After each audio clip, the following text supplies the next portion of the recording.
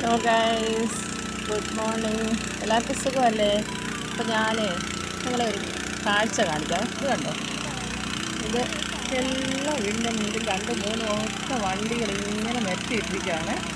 കണ്ടോ, ഇതെന്താണെന്ന് വെച്ചാൽ വീട്ടിലേക്കുള്ള വെള്ളം അടിക്കുകയാണ്. ടാങ്കർ ലോറി വന്നിട്ട് ഓരോ വീടുകളിലും ഇങ്ങനെ വെള്ളം അടിച്ച് വരും.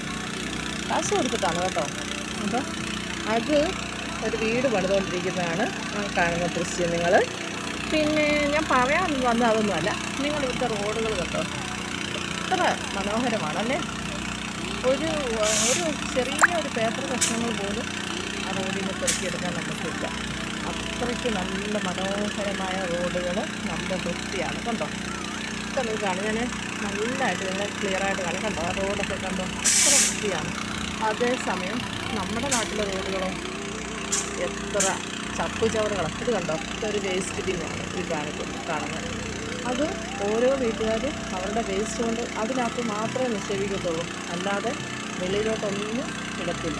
അതേസമയം നമ്മുടെ നാട്ടിലാണെന്ന് വരില്ലോ, എന്ത് കിട്ടിയാലും പുറത്തേക്ക് വലിച്ചെറിയുന്ന ഒരു സ്വഭാവമാണ് നമ്മൾ മലയാളികൾക്കുള്ളത്. അതുകൊണ്ടാണ് നമ്മുടെ നാട് ഇപ്പോഴും വൃത്തിഹീനമായിട്ട് തന്നെ കിടക്കുന്നത്, അല്ലേ. ഇപ്പം സമ്പൂർണ്ണ ശുചിത്വമാക്കുന്നതിൻ്റെ ഭാഗമായിട്ട് ഭയങ്കര ക്ലീനിങ്ങും കാര്യങ്ങളും ഒക്കെയാണ്. പക്ഷേ നമ്മൾ ഈ ക്ലീൻ ചെയ്യുന്നവർ തന്നെ പിന്നെ അത് വൃത്തികേടാക്കും. അതാണ് നമ്മുടെ നാടും വിദേശ രാജ്യവും തമ്മിലുള്ള വ്യത്യാസം. അപ്പം നമ്മുടെ ആരോഗ്യം സംരക്ഷിക്കേണ്ടത് നമ്മുടെ ഉത്തരവാദിത്തമാണ്. അതുകൊണ്ട് നമ്മുടെ മാലിന്യങ്ങൾ നമ്മുടെ പറമ്പിൽ തന്നെ അത് സംസ്കരിക്കാനുള്ള സൗകര്യങ്ങൾ നിങ്ങൾ ഒരുക്കുക. നമ്മുടെ നാടിനെയും അതോടൊപ്പം തന്നെ നമ്മളെയും നമ്മുടെ ആരോഗ്യത്തെയും സംരക്ഷിക്കുക.